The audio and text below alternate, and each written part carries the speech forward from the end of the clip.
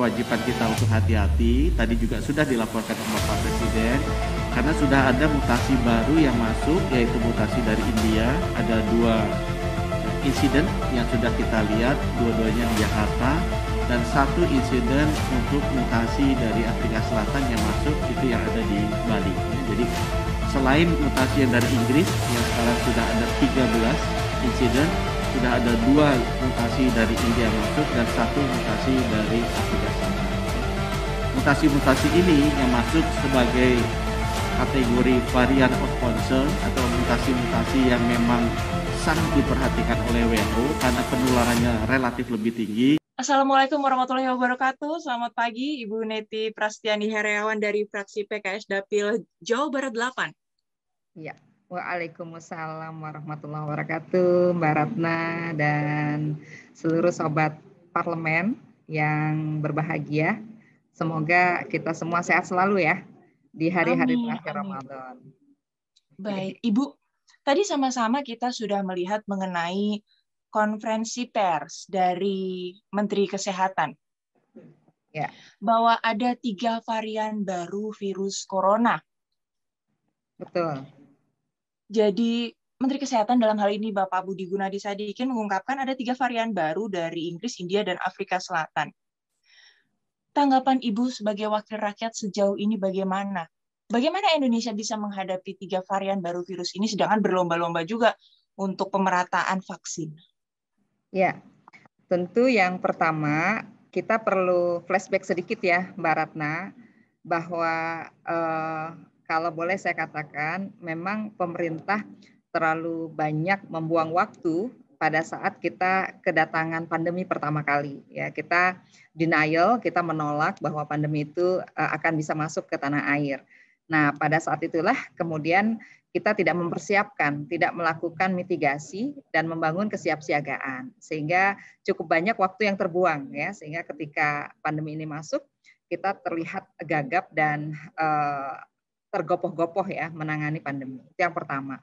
Kemudian yang kedua, terkait dengan masuknya varian baru ini menunjukkan bahwa kita memiliki kelemahan pada kebijakan atau regulasi menutup pintu-pintu perbatasan. Jadi kalau kemudian kita bicara varian baru yang berasal dari Inggris ya, kalau nggak salah ada varian baru dari Inggris, ada India, kemudian juga dari Afrika Selatan, kemudian sekarang ada di Kerawang, di Sumatera Selatan, di Kalimantan. Ini kan menunjukkan bahwa di awal kita tidak cukup ketat ya, kita tidak melakukan pengetatan pada pintu-pintu masuk, pintu-pintu perbatasan. Karena apa? Karena sejak awal kan epidemiolog itu mengatakan bahwa penularan virus corona 19 ini memerlukan inang namanya manusia, hostnya manusia. Dan selama manusia melakukan mobilitas, melakukan pergerakan, perjalanan, selama itu pula potensi penularan akan selalu ada.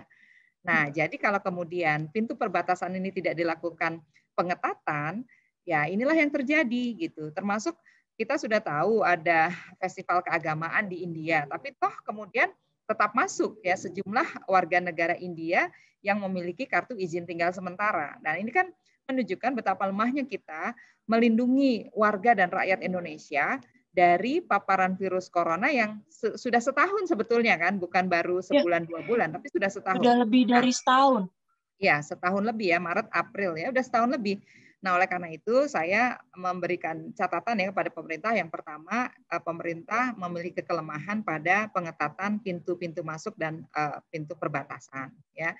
Kemudian yang kedua, seharusnya pemerintah ketika memang sudah ada kabar tentang varian baru ini kan sebetulnya sudah sejak kalau nggak salah Januari lah ya, Januari Februari itu sudah ada juga ya varian baru yang dari Inggris ya, Mbak Ratna, sebelum yang dari Inggris ya, seperti itu. B117. Ya, B117. Nah, seharusnya pemerintah langsung ya melakukan kerja-kerja koordinatif antara pemerintah pusat dengan pemerintah daerah agar pemerintah daerah memiliki kesiapsiagaan dalam mempersiapkan fasilitas layanan kesehatannya. Kenapa? Karena saya kok mengkhawatiri ya bahwa yang punya kesiapsiagaan itu hanya daerah, kota, kabupaten yang memang masuk wilayah perkotaan ya. Sebutlah DKI Jakarta atau kemudian daerah penyangga ibu kota. Tapi bagaimana dengan kota kabupaten lainnya yang hari ini kita bisa melihatlah ya dengan kasat mata bahwa ternyata tidak semua daerah memiliki fasilitas layanan kesehatan yang cukup ya untuk bisa menangani kasus-kasus dengan varian baru seperti itu. Nah, kalau kemudian ini tidak dilakukan, saya khawatir ya tentu saja kita berlindung ya kepada Yang Maha Kuasa. Saya khawatir tsunami pandemi ini juga tidak mustahil akan melanda tanah air tercinta Indonesia. Apalagi kemarin ya klaster Tanah Abang ini sangat mengerikan ya. Ini kan klaster sebetulnya Tanah Abang, Bu, klaster Tamrin City, Bu. Betul, itu yang tercover oleh orang-orang yang menggunakan handphone dan memviralkan. Bagaimana yang tidak memviralkan dan memang sudah terjadi di daerah-daerah kecil kan? Ya, saya pikir di pusat-pusat perbelanjaan, pusat-pusat grosir ini amat sangat banyak ya tumpukan massa dan begitu banyak masyarakat yang juga hari ini belum memiliki kesadaran dan belum memiliki kedisiplinan ya untuk bisa menegakkan protokol kesehatan. Jadi ini merupakan tantangan yang menurut saya tidak sederhana. Dan kalau boleh ini menjadi kado lebaran yang sangat pahit ya buat pemerintah ya dari situasi pandemi yang hari ini memang sebahagian besarnya menjadi tanggung jawab pemerintah ya. Satu ya, kalau saya boleh kasih catatan Mbak Ratna, bahwa pemerintah seharusnya memiliki ketegasan dalam membuat regulasi ya. Jadi kalau membuat regulasi itu harus official, harus clear ya.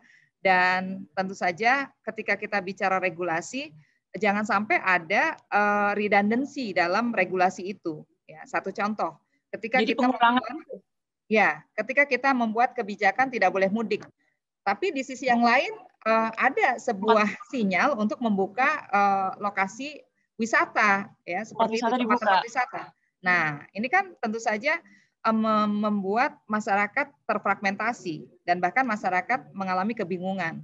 Mudik dilarang, tapi wisata dibuka. Ya, itu menurut saya satu catatan yang sangat mendasar. Ya, kebijakan atau regulasi itu nggak boleh menimbulkan celah. Ya, kebijakan itu harus tegas. Ya.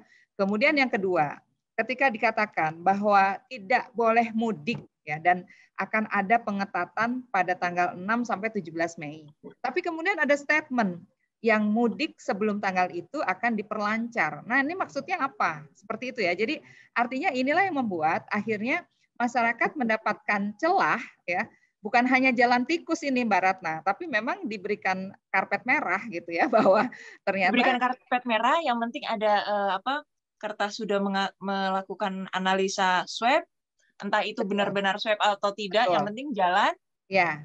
Boleh gitu kan. Jadi artinya memang ya kalau menurut saya pemerintah selalu kalah dan selalu terlambat begitu ya untuk bisa menyusun regulasi yang tegas, yang clear, yang tidak dapat diakali oleh masyarakat gitu. Dan selalu disiasati loh oleh masyarakat, selalu disiasati.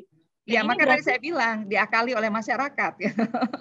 Dan ini berarti kita nggak akan pernah tahu bagaimana gelombang arus pemudik nanti tanggal berapa, kita jadi nggak akan pernah tahu. Ya, agak sulit. Nggak akan pernah bisa prediksi. Ya, sekarang kan luar biasa. Animo masyarakat. Kemarin saya juga dapat ya beberapa postingan video di beberapa grup di pelabuhan-pelabuhan itu juga begitu banyak masyarakat yang menyeberang dan sebagiannya juga tidak menggunakan masker begitu ya. Ini kan gambaran betapa masyarakat seperti mencuri start gitu Mbak. Sebelum tanggal 6 pokoknya ini boleh gitu. Karena framing berpikir masyarakat yang penting sebelum tanggal 6 itu aman. Jadi tidak ada pengertian bahwa masyarakat berpikir bahwa tanggal berapapun virus corona itu ada. Betul, betul. Bukan berarti kalau sebelum tanggal 6 virusnya lagi minggir gitu kan, bukan.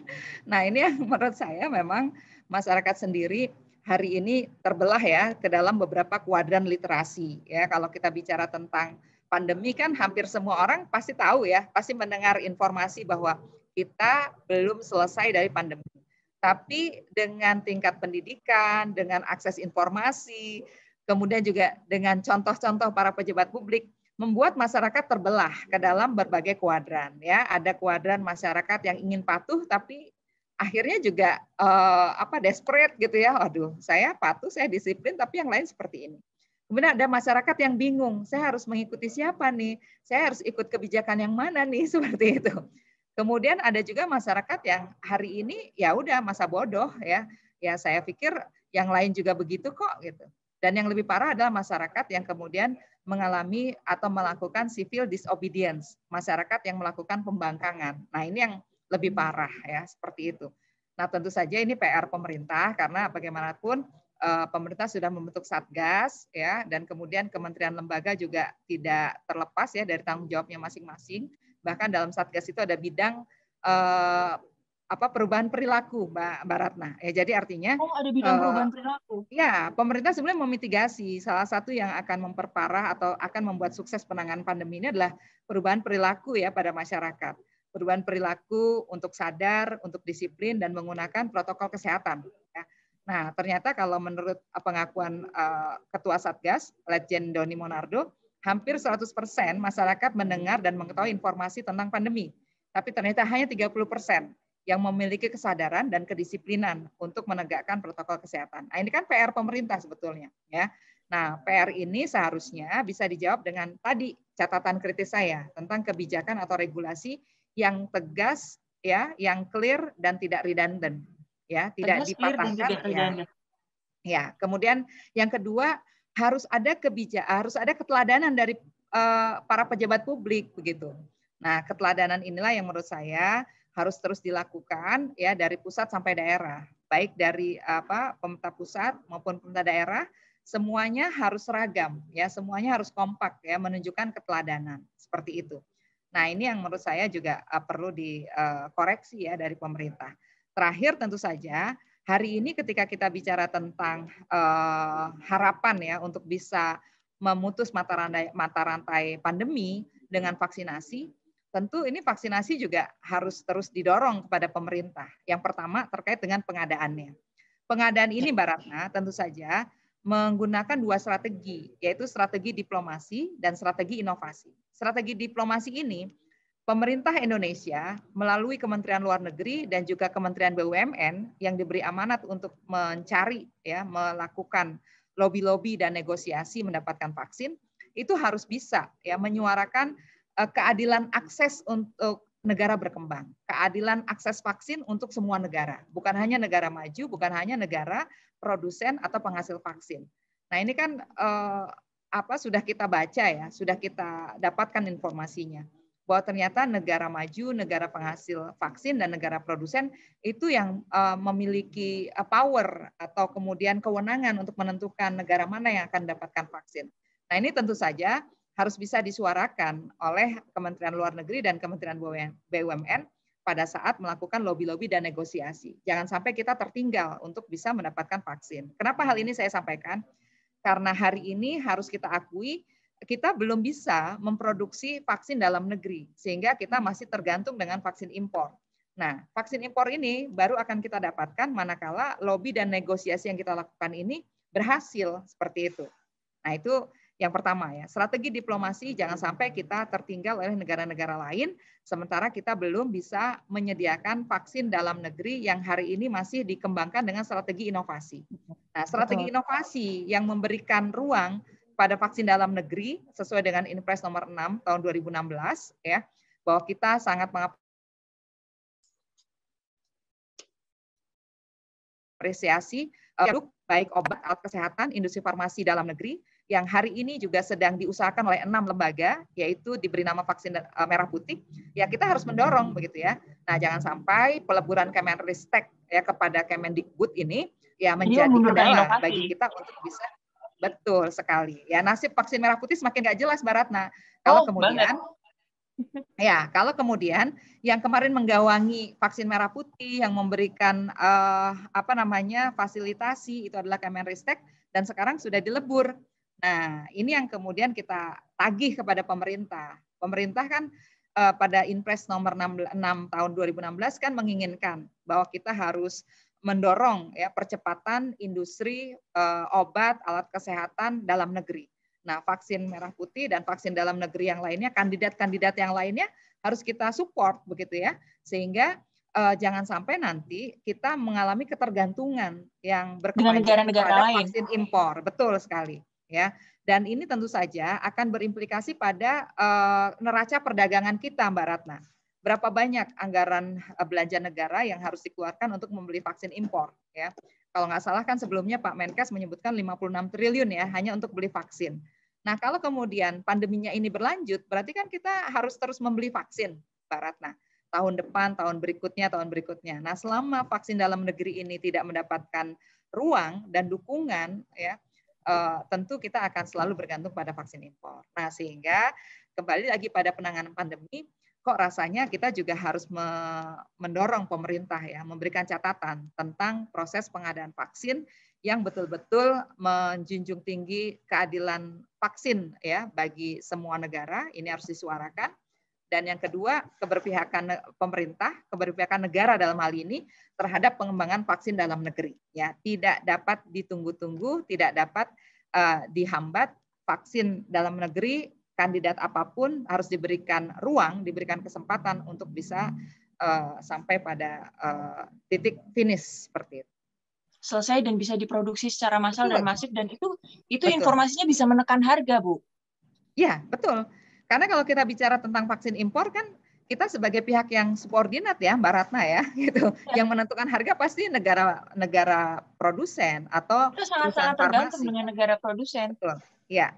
Nah, oleh karena itu sekali lagi saya meminta pada pemerintah, dan ini seringkali disuarakan ya oleh para anggota Komisi 9, ya saya termasuk yang sering menyuarakan ya bahwa strategi diplomasi ini harus dilakukan ya, sementara strategi inovasi tidak boleh dilupakan. Ya, strategi diplomasi agar kita nggak ketinggalan dari negara-negara lain ya, dan strategi inovasi dalam konteks kita mengapresiasi setiap inovasi yang dilakukan oleh anak bangsa kita. Dan tentu saja vaksin dalam negeri pastinya jauh lebih murah dan lebih aman ya bagi rakyat Indonesia seperti itu. Ibu, kembali lagi mengenai regulasi pemerintah. Pemerintah harus tegas dalam regulasi. Pemerintah harus inovatif. Pemerintah harus tegas, tidak ada redundant.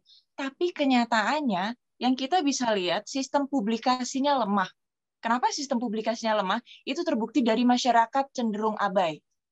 Tadi Ibu juga menyatakan sendiri hanya 30% yang menyadari itu. Berarti 70%-nya abai. Mereka mengetahui tapi mengabaikan. Nah, itu bagaimana ya formulasi kecepatan dan ketepatan? Karena informatif saja ternyata tidak cukup. Regulasi yang tegas ternyata tidak cukup. Butuh publikasi dan penekanan agar masyarakat sadar sendiri. Tidak perlu harus ada satgas di sana, tidak perlu ada satgas di sini, tidak perlu di pasar harus dilihatin oleh aparat. Tapi mereka sadar sendiri untuk tidak membuat kerumunan, untuk taat dengan prokes. Itu bagaimana sih, Bu, formulasinya? Ya, menurut saya memang ini juga satu hal yang menjadi catatan ya bagi pemerintah tentang tata kelola komunikasi publik yang baik, Mbak. Ya, kenapa? Karena bagaimanapun kebijakan apapun itu harus ada policy marketingnya, gitu. Nggak hanya seolah-olah ya saya udah bikin kebijakan ya, kami sudah bikin regulasi. Saya udah bikin aturan loh. Masalah lain saya cuci tangan. Nggak ada begitu.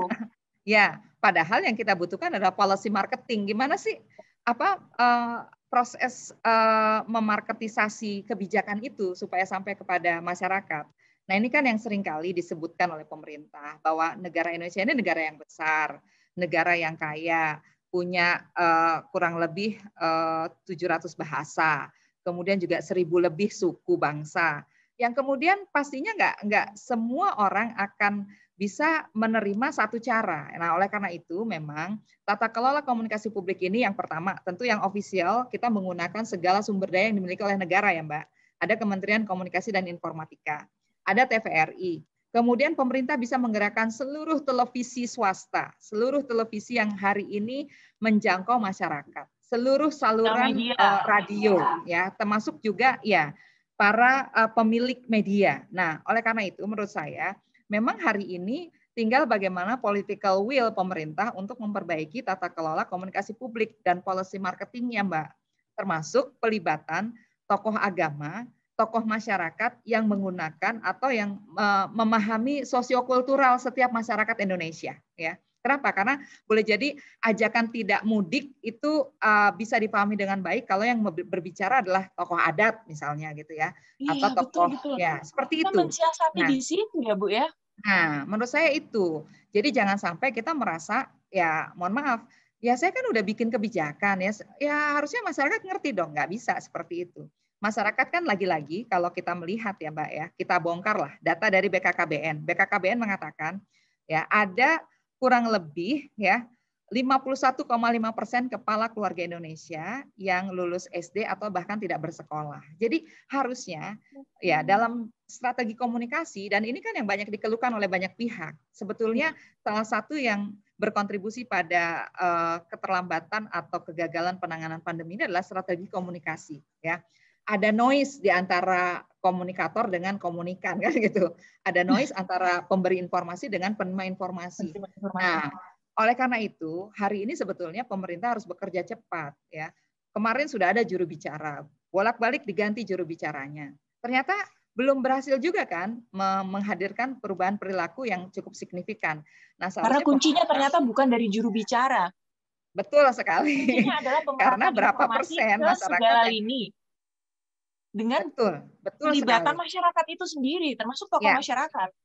Ya, karena bagaimanapun kita juga harus akui ada terminologi 3T, terdepan, terluar, ya, terpencil, daerah perbatasan, yang tentu itu memerlukan ya tokoh-tokoh setempat, tokoh-tokoh lokal ya, dan kemudian menggunakan lokal indigenous ya, nggak bisa kemudian kita pukul rata ya, kita samakan, kita generalisasi.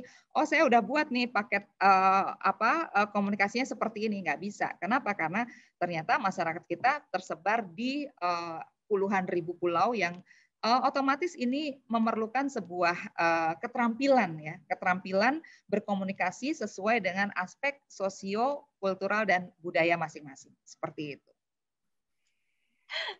Ibu, ini seru banget nih ngobrolnya, dari mulai masalah publikasi, masalah inovasi dan riset kita yang masih keteteran dan macam-macam lagi, Ibu. Dan nanti saya akan menanyakan kenapa? Iya.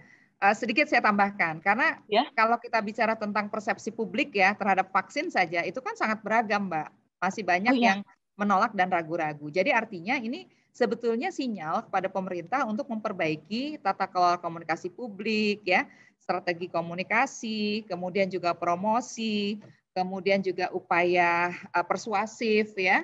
Ini dalam konteks vaksin. Nah, kalau dalam konteks pandemi kan bukan vaksin aja, banyak sekali, ya. Untuk tidak mudik ya, untuk tidak berkerumun, bahkan mungkin sekarang dibalik mungkin ya, ada sebuah terma-terma yang harus disampaikan pada masyarakat, misalnya hari ini kita nggak perlu mudik, cukup kirimkan THR ke kampung halaman, kan begitu ya.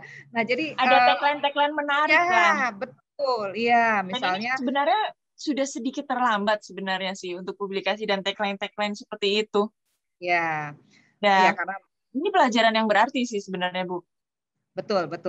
Ini sebetulnya pandemi ini satu sisi ya membuat kita kalang kabut, sisi lain sebetulnya memberikan aspek positif ya, kita belajar, kita kemudian juga harus menggali apa saja sih yang harus kita lakukan dengan keluarga di saat kita tidak bisa lagi bertemu secara fisik, kan begitu ya. Sebetulnya banyak yang bisa kita gali dari sisi lain pandemi ini ya. Termasuk misalnya dari konteks religi ya, berarti kita memang sedang diuji untuk membuktikan kedekatan kita ya, kebersunyian kita, kesendirian kita dengan Yang Maha Kuasa gitu. Kalau kemarin-kemarin ibadah bisa bareng-bareng, ternyata sekarang ya konsistensi ibadah kita teruji pada saat pandemi. Kita masih rajin nggak sih ibadah gitu, meskipun nggak perlu rame-rame kan begitu ya. Nah, ini hal-hal yang menurut saya di luar beyond pandemi itu sendiri yang harus kita ambil pelajaran. Bagaimana kesabaran kita kalau kita sayang dengan keluarga dan lingkungan di kampung, kita tidak perlu pulang, harus dengan virtual, kita jadi melek teknologi. Bagaimana teknologi itu juga harus diperhatikan pemerintah, karena WiFi itu tidak semua daerah mampu mengcover. Nah, itu bagaimana tugas PR lagi dari pemerintah. Sinergi antar kementerian yang berkali-kali tadi Ibu Neti bilang. Ya, betul sekali. Sinergi antar kementerian, jadi tidak saling tunjuk. Ini tanggung jawab dari BRIN misalnya untuk imunisasi, untuk vaksinasi. Betul. Kemudian ini tanggung jawab dari Menkominfo sampai tidak ada masyarakat yang tidak terjangkau masalah komunikasi. Kemudian ini tanggung jawab dari Kemenlu misalnya untuk melobi masalah perolehan vaksin. Itu semua tidak perlu jika sinergi itu berjalan dengan baik ya Bu ya. Ya, jadi artinya apa yang dikatakan oleh para pakar ilmu pemerintahan bahwa patologi yang terdapat pada birokrasi itu adalah ego sektoral. Nah, sebetulnya pandemi ini memberi ruang pada kita untuk bisa meminimalisasi ego sektoral yang sering terjadi ya di antara kementerian dan lembaga. Kenapa? Karena ternyata untuk menghadapi pandemi ini kita nggak bisa bekerja sendirian. Kita harus membangun orkestrasi, Mbak Ratna. Orkestrasi dengan dirigen yang bisa menggerakkan mana alat musik yang harus berbunyi lebih dulu, mana harus berbunyi berbarengan gitu kan, mana yang harus lebih pelan temponya dan mana harus lebih cepat dan lebih menggelegar kan begitu ya. Jadi orkestrasi inilah yang sebetulnya ditunggu oleh masyarakat. Jadi justru tidak ada nanti nada yang sumbang. Kenapa? Karena ada alat musik yang ingin berdiri sendiri, bunyi sendiri seperti itu. Ya. Ibu, terkait dengan memenuhi rasa pengetahuan, memenuhi rasa keadilan masyarakat, di segmen kedua kita akan bicara mengenai tidak hanya larangan mudik yang dianggap masyarakat itu tidak ada larangan mudik, tetapi wisata juga dibolehin, tetapi sengkarut mafia karantina dan ya, betul. Antigen bekas pakai. Kita akan bahas itu di segmen kedua, bicara rasional, bicara transparan.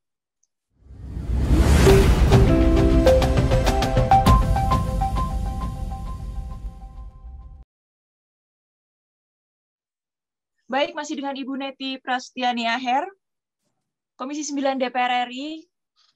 Ibu, ya, gimana nih Bu? Masih banyak rasa ketidakadilan sebenarnya yang diterima oleh masyarakat. Dan betul. Kita lihat kemarin mengenai mafia karantina. Ya, itu luar biasa. Mafia karantina nih Bu, kita belum bicara mengenai swab antigen bekas pakai Bu. Itu bagaimana benar-benar melukai hati masyarakat, Bu, kalau misalnya kita mau menelaah lebih lanjut lagi, ini adalah satu bentuk kejahatan, Bu. Iya, tentu saja saya secara pribadi sangat mengutuk ya, perbuatan perilaku seperti itu yang tidak dapat diterima akal sehat, ya, tidak dapat diterima oleh norma agama, dan ternyata ini juga sebetulnya bertentangan dengan nilai Pancasila yang kita agung-agungkan sebagai pedoman ya kehidupan berbangsa dan bernegara. Itu luar biasa itu.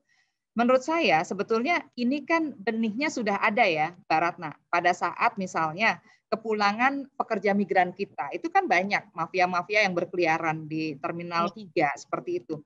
Nah, ternyata ini direplikasi, diduplikasi ya, diulang, kemudian dimodifikasi sedemikian rupa. Disiasati, seperti tadi kita bilang, mensiasati. Iya, disiasati sedemikian rupa dan ini sangat mengerikan gitu ya. Mengambil keuntungan, mengeruk keuntungan di atas nyawa ya, keselamatan orang lain gitu. Kalau menurut saya ini satu kejahatan yang harus dibongkar, Mbak, sampai ke akar-akarnya. Sampai kepada siapa dalangnya gitu. Siapa ini kejahatan kemanusiaan, otak intelektualnya. Kenapa? Karena ini adanya di dalam, Mbak, gitu. Ini di dalam bandara, gitu ya. Jadi artinya ini sangat mengerikan. Kalau mafianya itu sekedar misalnya taksi penyedia transportasi di luar, begitu ya. Itu kan berarti calo seperti itu. Yang mengangkut orang. Ini kan, ya betul. Ini adanya di dalam, begitu. Jadi menurut saya ini harus dibongkar. Saya terus terang secara pribadi langsung menyampaikan sikap politik saya ya. Political statement saya dalam bentuk rilis, saya katakan bahwa ini nggak boleh ada main-main, harus dibongkar sampai ke akarnya dan kemudian harus diberi hukuman yang seberat-beratnya. Kenapa? Karena harus ada efek jera gitu. Bagaimanapun ketika kita bicara pandemi, semua orang ingin selamat dan menjadi kewajiban negara untuk melindungi segenap tumpah darah Indonesia. Jadi kalau kemudian ini dianggap peristiwa sepele, kasus remeh-temeh ya, saya kriminal biasa. Seperti itu. Ya, ini bukan kriminal biasa. Ini sama halnya dengan membunuh kemanusiaan, ya membunuh nyawa rakyat Indonesia.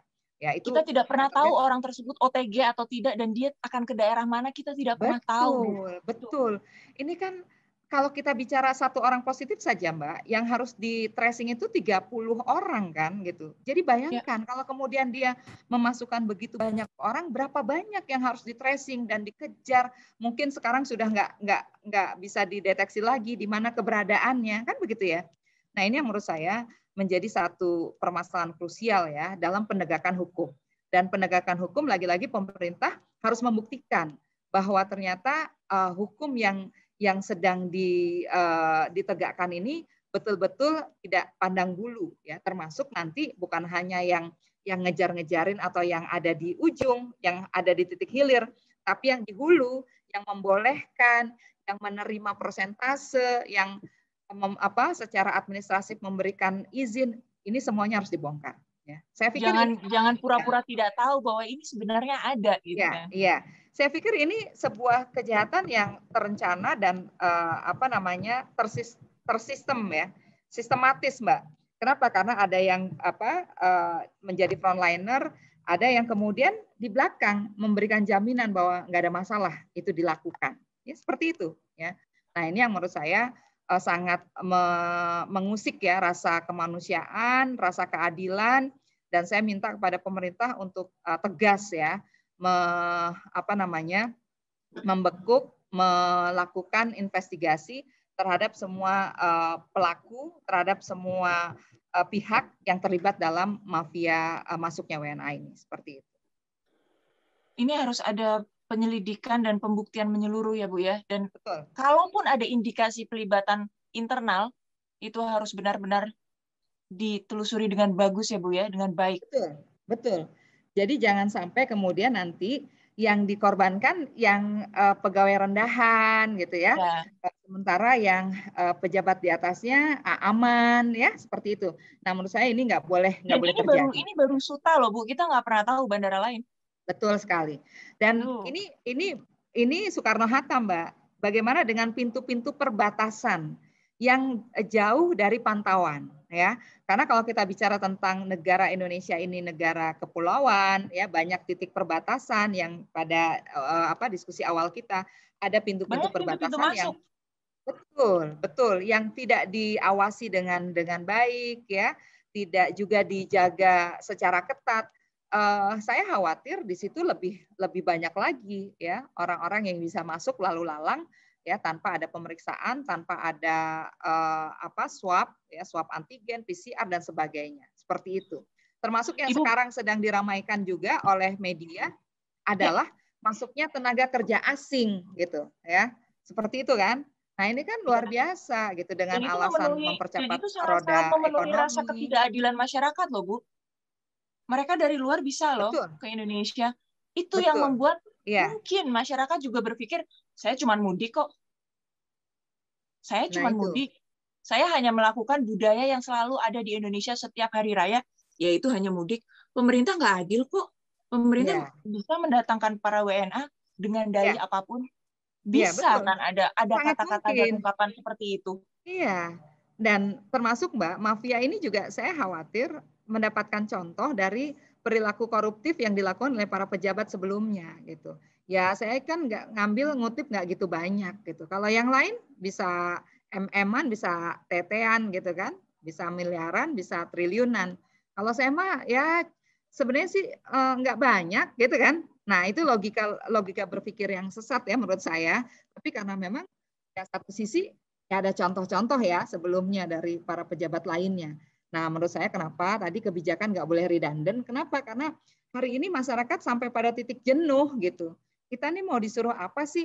Toh ternyata contoh-contoh perilaku koruptif, perilaku tidak disiplin, ya, perilaku yang tidak menunjukkan ketidakteladanan itu dilakukan dan oleh para inkonsistensi, betul. Ya. Dan inkonsistensi itu justru terjadi pada pihak-pihak yang seharusnya kita lihat untuk sebagai role model, istilahnya anak zaman sekarang. Betul. Nah, ini kalau menurut saya sekali lagi jaringan mafia karantina kesehatan ini harus dibongkar, Mbak, ya. Jadi jangan sampai terulang lagi dan betul-betul harus memberikan efek jera ya bagi para pelakunya sampai pada otak intelektualnya seperti itu, ya. Nggak boleh terulang dan termasuk ini harus dilakukan uji petik ya, sampling ke bandara-bandara yang lain dan juga pintu perbatasan lainnya ya. Saya sebut lainnya kenapa? Karena banyak banget pintu perbatasan yang sebetulnya tidak ofisial ya, tapi menjadi tempat perlintasan warga negara asing masuk ke tanah Indonesia seperti itu. Ibu, reses ini benar-benar sebenarnya kayak bukan reses nih buat Komisi 9, Bu. Karena benar-benar dari mulai masuknya 3 varian, dari mulai antigen bekas pakai, kemudian sampai mafia karantina kesehatan. Ini benar-benar satu tugas dari DPR RI, dari para wakil rakyat untuk melakukan pengawasan, memberikan ketegasan kepada pemerintah. Ini jangan-jangan Ibu juga nggak sabar nih resesnya mau selesai nih, mau cepet-cepet raker nih, mau ngomong nih. Tanggal 6 kan ada pembukaan masa sidang, ya, ada betul, rapat paripurna pembukaan masa sidang. Ya mungkin setelah libur Idul Fitri kita akan memulai agenda rapat-rapat, baik rapat kerja, rapat dengar pendapat umum yang melibatkan semua mitra dan juga mendengarkan semua pihak ya. Dan tentu saja menjadi kewajiban secara mandatori bagi anggota DPR RI karena memang punya fungsi pengawasan ya, fungsi anggaran ya, fungsi legislasi tentu saja yang sangat mendasar dalam pandemi ini adalah fungsi pengawasan. Ya, kita harus bisa bersuara lantang, kita harus secara artikulatif ya memberikan catatan kepada pemerintah dan kita harus tegas ya berpihak kepada rakyat, berpihak pada penanganan pandemi ya. Karena bagaimanapun hari ini penggunaan anggaran belanja negara ini sudah begitu banyak, Mbak Ratna ya. Perpu nomor 1 tahun 2020 yang sudah menjadi undang-undang ya, bahwa ada begitu banyak anggaran belanja negara yang digulirkan untuk penanganan pandemi COVID-19 ini. Semua program menggunakan judul penanganan pandemi. Oleh karena itu, saya sebagai anggota DPR RI memiliki kewajiban secara mandatori untuk melakukan fungsi pengawasan dalam masa persidangan yang akan datang, ya, baik dalam rapat kerja maupun dalam rapat dengar pendapat dan RDPU bersama seluruh mitra untuk memberikan catatan, menanyakan, memperjelas, dan tentu saja mendorong pemerintah untuk memiliki strong leadership dalam penanganan pandemi ini. Karena yang dibutuhkan dan diingat oleh masyarakat bukan kata-kata para pejabat, tapi apa yang sudah dilakukan untuk menyelesaikan pandemi COVID-19 di tanah air tercinta Indonesia. Demikian, Mbak Ratna. Bagaimana pemerintah bisa menjadi role model yang baik, role model yang bagus, baik pemerintah pusat maupun pemerintah daerah, kemudian sinergi dari kementerian dan lembaga terkait. Maupun pemerintah daerah, semuanya harus memiliki keteladanan, ya, yang bisa dicontoh, ditiru oleh seluruh masyarakat.